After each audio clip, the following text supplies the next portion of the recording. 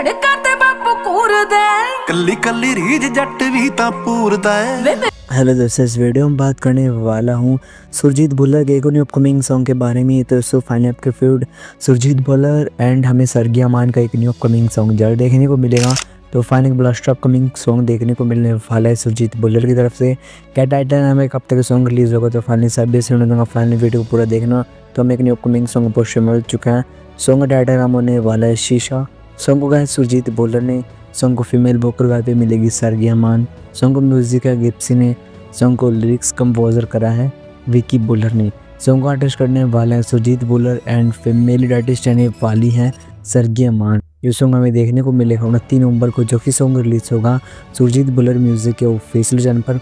तो कितने एक्साइटेड आप एक न्यू कमिंग सॉन्ग सुनने के लिए सुरजीत बुल्लर की तरफ से। अपडेट अच्छी लगे तो लाइक करना, चैनल को करना सब्सक्राइब। तो मिलने वाला हूँ एक न्यू अपकमिंग सॉन्ग की अपडेट में।